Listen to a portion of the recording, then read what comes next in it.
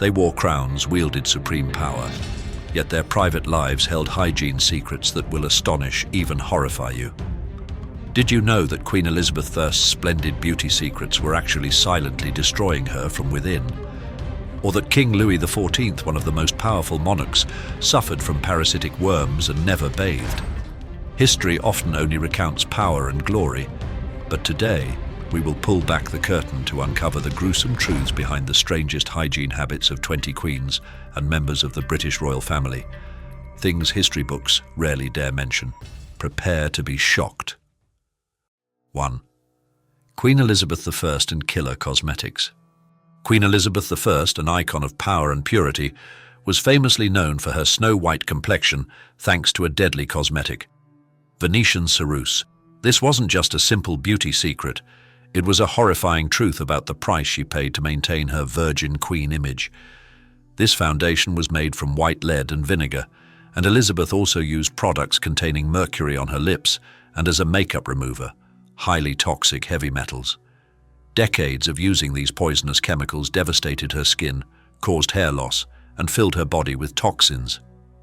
Modern experts believe that after a long period of accumulating lead and mercury, Elizabeth's body had literally become toxic. Could this very beauty secret have been silently killing her every day?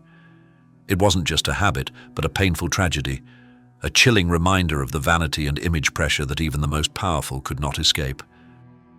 2. The black and rotten teeth of Elizabeth I. Despite being a symbol of power and splendor, Queen Elizabeth I harbored a shocking secret. Her teeth were black and rotting. This was a direct consequence of her sugar addiction, a luxury item reserved only for the elite of her time, symbolizing wealth and status. As a result, to conceal this flaw, she always smiled with closed lips, a startling contrast to her outward magnificence. Her death was linked to the use of toxic cosmetics, but the truth about her teeth reveals a more human, relatable aspect. Even a monarch couldn't resist life's small pleasures, even if they led to gruesome consequences. Older audiences are particularly impressed by such shocking yet profound details, as they expose the impermanence and fragility of life, even for those at the pinnacle of power. 3. Elizabeth I's beauty control style. Elizabeth I didn't just control her own image, she controlled those around her too. To ensure she remained the center of attention, Elizabeth I ordered her ladies-in-waiting to wear only simple black or white attire. This wasn't merely a personal preference, it was a clear testament to her arrogance and desire for absolute image control, even over her closest confidants. History records numerous instances of the Queen flying into rages, even breaking the fingers of intimates if they dared to secretly marry without her permission. This reveals she was not just a brilliant leader, but also a woman with darker sides, pride, and an insatiable desire to control everything around her, a fact our audience is highly curious to explore. 4. Mary Queen of Scots and the wine bath. Mary Queen of Scots, a tragic figure in history, was rumored to have the habit of bathing in wine to beautify her skin. This might sound crazy, but it's not as crazy as you think. Modern spas still use vinotherapy thanks to the antioxidants, resveratrol in wine, which help promote healthy skin cell growth and neutralize free radicals. The natural acids in wine can also aid in exfoliation and skin brightening. This isn't just a strange fact, it's a fascinating insight into the royal family's ahead-of-its-time beauty practices, showing their constant search for unique ways to maintain beauty and status, even if it involved peculiar methods. 5. European royalty's fear of hot water baths. In the 17th century, many European royals believed that hot baths weakened the body and opened pores, allowing disease to enter. This is why King Louis XIV of France, known as the Sun King, is said to have bathed only twice in his entire life. Although he practiced personal hygiene by wiping himself with cloths, applying perfume, and washing his hands daily, his avoidance of bathing contributed to a terribly smelly royal environment. This belief, though scientifically false by modern standards, shaped the hygiene habits of an entire era, leading to consistently foul-smelling royal palaces. Could avoiding baths have been the reason royal palaces stank terribly and diseases spread so easily? 6. The nobility's mask of scent. To mask body odor from infrequent bathing, royals and nobles frequently doused themselves and their clothing in perfume. King Louis XIV even had a personal perfumer to create different scents for each day of the week, and his white linen shirts were sprayed with aqua angeli, a perfume blended from ingredients like nutmeg, storax, and cloves. However, this overuse of perfume only made the combined odors more unbearable, creating a horrifying mix that one witness described as capable of making a person vomit. This is a prime example of attempting to cover a fundamental problem with temporary measures, highlighting the lack of hygiene understanding and its unpredictable consequences. 7. The secret of white linen underwear.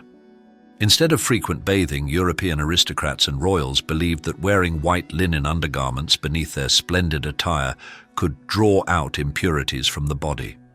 These linen undergarments, also known as smocks or shift, were breathable and comfortable, supposedly capable of absorbing sweat and other bodily fluids like a miraculous purification. Although there was no clear scientific basis, in hot and humid climates, they did somewhat help reduce skin problems and body odor. This peculiar custom reflects misguided beliefs about hygiene, but also showcases the ingenuity in coping with poor sanitary conditions of the era. 8. Royal parasitic worms. Even the most powerful monarchs like Louis XIV of France were not immune to parasitic worm infestations due to poor sanitary conditions in the palace. Gruesome records indicate that on one occasion, King Louis expelled a worm nearly 15 centimeters long. This demonstrates that even at the pinnacle of society, royalty faced basic health issues stemming from inadequate environmental hygiene, especially when palaces were built on damp land lacking effective drainage systems. This is a staggering truth that shatters the splendid image of royalty and underscores the harsh realities of life during that time. 9. The secret of lice-killing wigs. Wigs weren't just symbols of royal status and fashion. They had another surprising use. They were lice traps. Lice often nested in wigs rather than on the human scalp, and boiling wigs to remove lice was far easier than delousing real hair. This led many royal men to shave their heads to more easily wear wigs and control lice, whereas women typically did not. This is an intriguing detail about how royalty dealt with personal hygiene issues, revealing that even the most glamorous fashion trends could stem from practical and sometimes disgusting necessities. 10. The royal palace's public toilets. Even in magnificent and lavish palaces like Versailles, public toilets severely lacked privacy. They often consisted of just several chairs lined up together and lacked efficient drainage systems. Shockingly, even monarchs like Louis XIV frequently received guests while seated on a commode. Furthermore, despite having personal chamber pots in private rooms, the number of public toilets at Versailles was woefully inadequate for the sheer number of people living and working in the palace, leading to frequent overflows and waste leaking into adjacent rooms. This exposes a brutal aspect of royal life, where outward extravagance concealed appalling sanitary conditions. 11th. Flying waste in Versailles Palace. Due to limited and insufficient plumbing systems, feces and urine were frequently dumped directly out of palace windows, forcing passers-by to dodge them. In fact, Queen Marie Antoinette herself was once hit by flying waste from a window. The palace's hallways, courtyards, and corridors were consistently awash with urine and excrement, creating an abominable stench. Many courtiers would simply relieve themselves whenever and wherever it was most convenient, making the sight of someone urinating in public far from uncommon. This reveals a cruel reality of unsanitary conditions within the royal environment, where outward glamour masked a horrifying truth. 12. The rotten scent of the royal palace. The Palace of Versailles was infamous for the horrific stench emanating from accumulated waste throughout its corridors, courtyards, and gardens. One witness described the foul odor in the park, gardens, and even inside the chateau as capable of making a person vomit. To cope, people and nobles often had to use perfumed handkerchiefs to cover their noses when moving through the palace. However, the overuse of perfume only worsened the mixed odors, creating a horrifying blend of smells rather than purifying the air. This truth highlights humanity's helplessness against poor sanitary conditions and their futile attempts to mask it. 13. Urine, Roman detergent and mouthwash. In ancient Roman times, urine was considered a valuable commodity and widely used as a laundry detergent and even a mouthwash to whiten teeth. Romans believed that the ammonia in urine had bleaching and stain-removing properties, with ammonia from the urine of those who drank Portuguese wine said to be of higher quality. Urine was collected from public latrines and even taxed to generate revenue for the military. While seemingly disgusting by modern standards, this was a common and effective practice, illustrating the vast differences in hygiene perceptions across different eras. 14th, homemade toothpaste from ash and cuttlefish bone. During the Victorian era, the working class couldn't afford commercial toothpaste and had to make their own at home by mixing ash, soot, or cuttlefish bone powder. Some even used celery to clean their teeth, though it was medically less effective. Although toothbrushes and toothpaste existed, they were exclusively for the middle and upper classes. This reveals the social disparity in accessing hygiene products and the ingenuity of ordinary people in maintaining personal hygiene with crude, readily available ingredients. 15. Hair washing with eggs and vinegar. Victorian women often washed their hair using chicken eggs or vinegar diluted with water, as modern shampoo was not yet widespread. They would crack eggs onto their heads, massaging the yolk into their hair like modern shampoo, then rinsing it clean with water. Other ingredients such as rum, black tea, and rosemary were also used to cleanse hair. This was a manual hair hygiene method, often with an unpleasant smell, reflecting the scarcity of convenient products in the past and human ingenuity in maintaining personal hygiene with rudimentary available materials. 16th, lead-containing hair dye. To conceal grey hair, many Victorians used hair-dyeing products like Hall's Vegetable Sicilian Hair Renewer, whose main ingredient was lead, causing lead poisoning in users. This is similar to Queen Elizabeth I's use of lead and mercury-containing cosmetics. Although the product's formula was eventually adjusted to remove most of the lead, and it persisted until the 1930s, it remains a frightening example of the silent dangers of beauty products throughout history, showing the price paid for pursuing a perfect appearance. 17. The miasma theory and disease.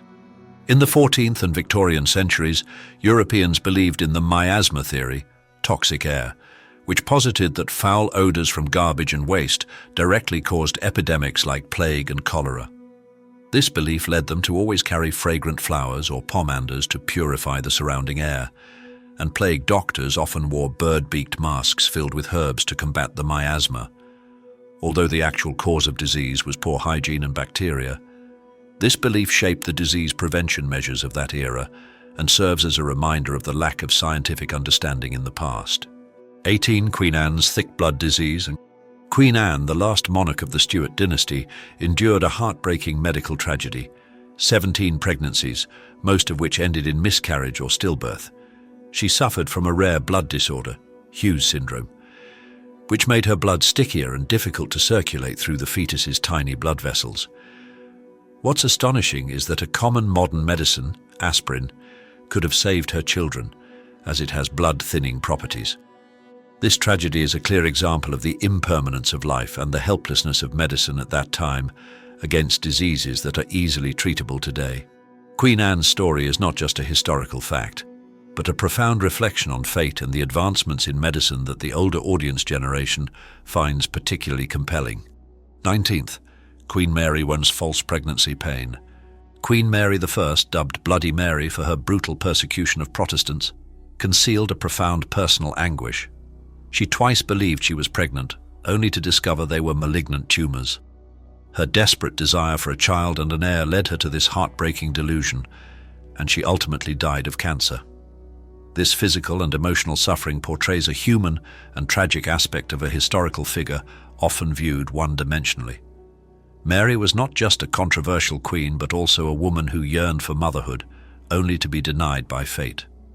This shows that even the most powerful could not escape tragedy and the harshness of destiny. Which truth shocked you the most? Do you want to discover more about the hygiene secrets of other kings or queens? Leave your comments below. And don't go anywhere, because we're about to move on to part 2, the detailed story of Queen Elizabeth I's tragic death. After Queen Elizabeth I passed away, her closest advisors began searching through the Queen's personal belongings, and they found a letter. Upon closer inspection, the contents of the letter sent chills down their spines. What was in that letter that had such shocking power? Did it have anything to do with her sudden death? Or perhaps, did it reveal a truth far more terrifying? Let's go back to the beginning. Elizabeth was born in 1533. This was a tumultuous time and, arguably, the biggest scandal of the era. Her mother was Anne Boleyn, the woman said to have enchanted King Henry VIII and sparked his earth-shattering divorce from his first wife, Catherine of Aragon. This very scandal was what kicked off the English Reformation. And that was just the beginning. Not many people in this world can say that their own father ordered the execution of their mother, but that's exactly what happened to poor Elizabeth. Anne Boleyn fell out of King Henry's favour. He, the king obsessed with having a male heir to secure the throne after his death, ordered the execution of his queen by beheading on May 19th, 1536. At the time, Elizabeth was just over 2 years old. Just 11 days after Anne Boleyn walked to the scaffold, Henry had a new queen. That was Jane Seymour, who moved into the palace. And just a year after marrying Henry VIII, Jane gave Elizabeth a baby brother, Edward. This boy was no ordinary brother, he was the male heir that Henry VIII had killed for. Growing up in a turbulent court and witnessing horrifying events from a very young age, Elizabeth faced many pressures. One of the greatest pressures, especially once she became queen, was maintaining the image of a strong monarch while adhering to the era's harsh beauty standards. In the 16th century, the ideal beauty for the English aristocracy, particularly women, was envisioned as snow-white skin. The skin had to be porcelain white, smooth, symbolizing nobility, elegance and earthly perfection. But life dealt a fatal blow to Elizabeth and her appearance in 1562. She contracted smallpox. This terrible disease left severe consequences. Her skin was left severely pockmarked, and she was even rendered nearly bald. For a queen whose image played a vital role in maintaining power and the adoration of her subjects, this was a tragedy. To cover her scarred skin and to try to look younger as she aged, Elizabeth had to use extremely thick layers of makeup. But these very attempts at concealment, although aimed at maintaining her image, may have contributed to the deterioration of her health and led to her death. Queen Elizabeth I's signature makeup was what helped her create that ghostly image with her legendary porcelain white skin. She used a cosmetic called Venetian ceruse. It sounds fancy, but its main ingredients were white lead and vinegar. Using this cosmetic was quite simple. Apply a thick layer to the face and neck.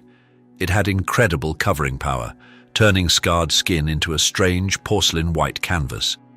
However, it could also have an unpleasant smell like sour wine. But the danger didn't stop at white lead. Elizabeth also used products containing mercury. There are records suggesting she applied mercury to her lips. And it's highly likely that she also used a makeup remover containing mercury, something that could actually corrode her flesh. Based on modern scientific knowledge, the harmful effects of lead and mercury are extremely serious. They are heavy metals with high toxicity, causing serious and often irreversible health problems. Long-term exposure to lead can lead to hair loss, skin deterioration, and at worst, death from lead poisoning. Mercury also causes similar damage, affecting the nervous system and internal organs. Queen Elizabeth used these toxic cosmetics for decades. As she aged, to maintain a youthful appearance, she might have used them in increasing amounts. This undoubtedly contributed significantly to her declining health. After a long period of lead and mercury accumulation in her body, Elizabeth's body may have become literally toxic. Could her very beauty secret have been the thing silently killing her every day? Of course, the use of toxic cosmetics is just one potential cause of the Queen's death. Other sources also mention other possibilities, such as cancer or pneumonia, common and dangerous diseases at the time. Elizabeth's health began to decline noticeably in the autumn of 1602. She became frail and tended to keep to herself more. She fell into a state of deep melancholy. Part of this sadness undoubtedly came from witnessing the passing of her dear friends around her, especially after the death of Catherine Carey in February 1603.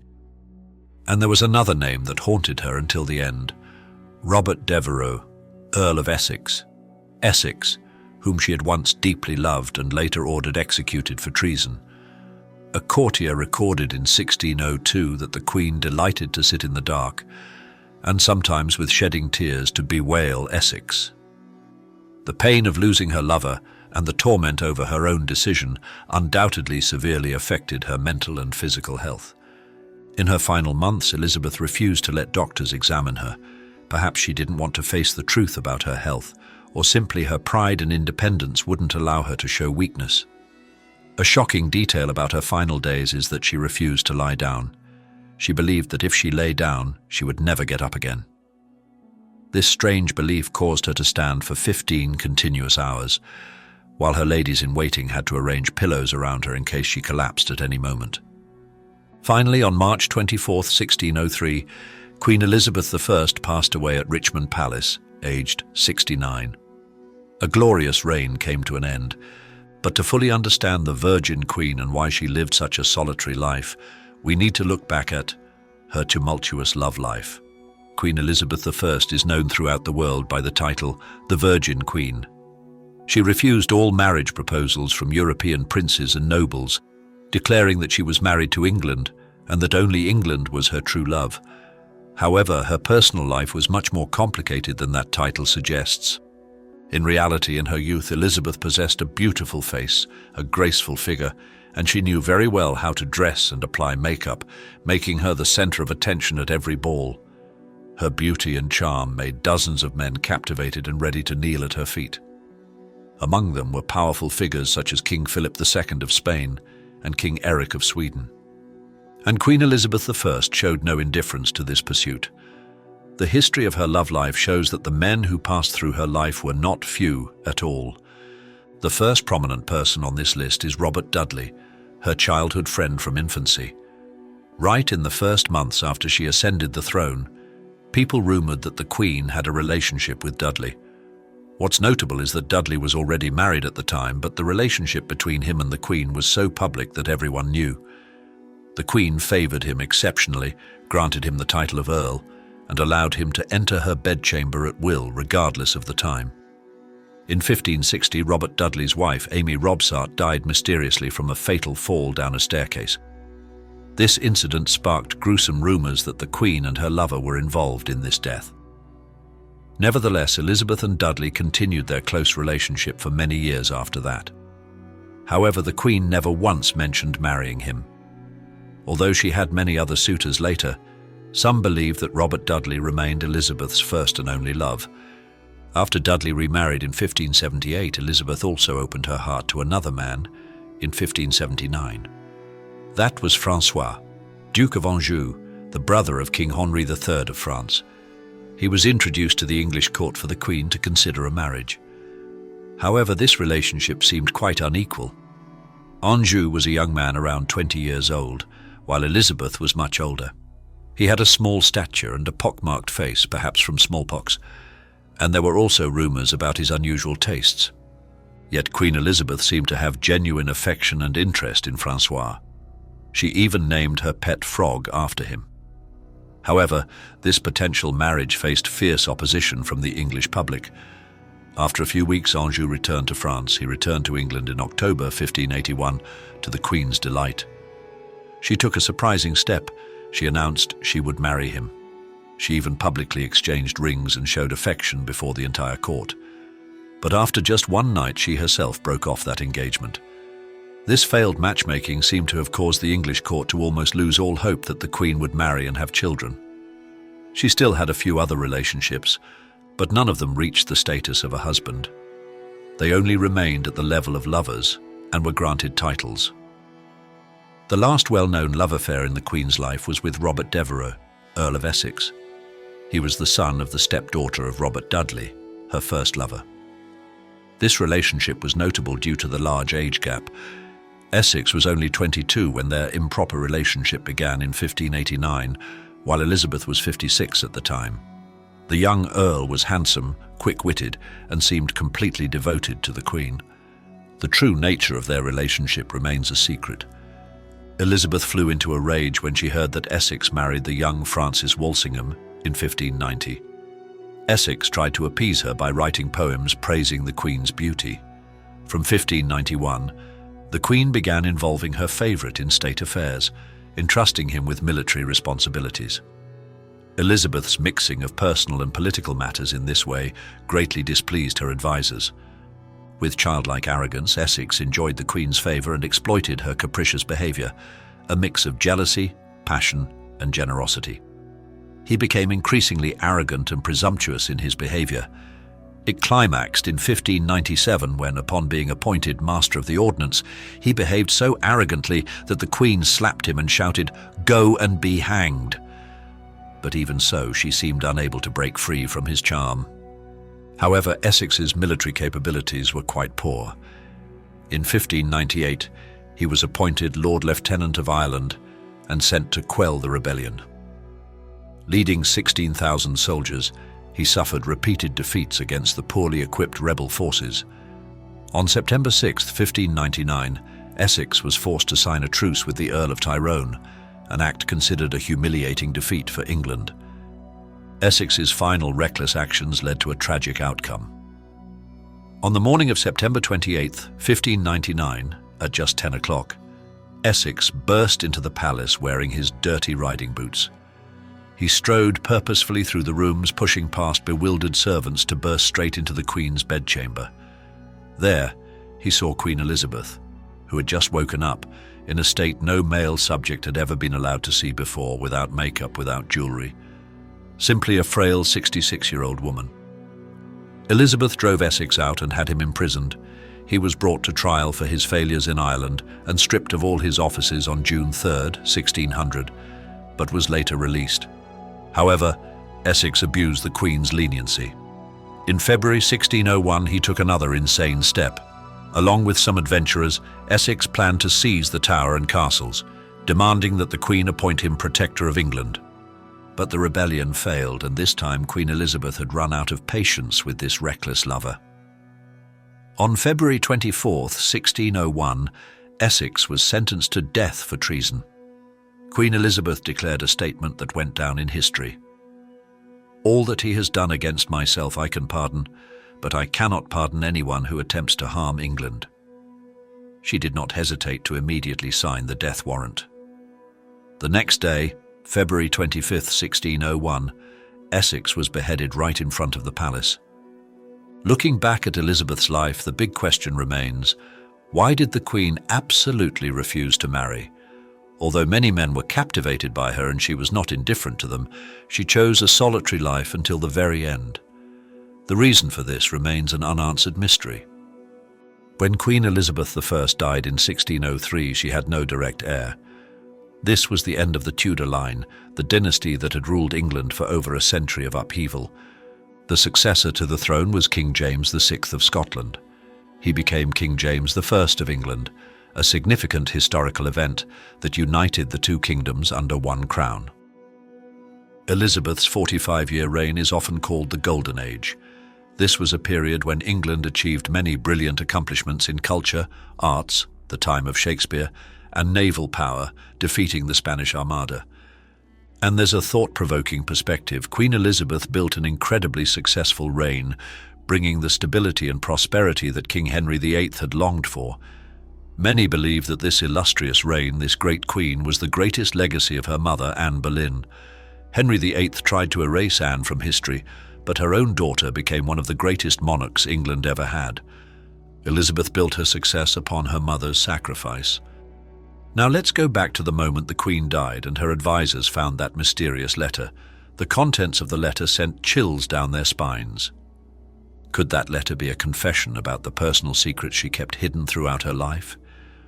Or was it a final testament about the fate of England? Or perhaps, did it reveal the horrifying truth about how those toxic cosmetics had destroyed her from within? Another possibility, and perhaps what made the advisors shudder the most, is that the letter was related to the successor. Elizabeth had refused to publicly name a successor. Did that letter contain the name of the person who would sit on the throne, or some secret about the succession that they were unaware of? What do you think really happened? What secret did that letter hold? Leave a comment below. And don't forget to subscribe to the channel so you don't miss the next strange and fascinating history stories. See you next time.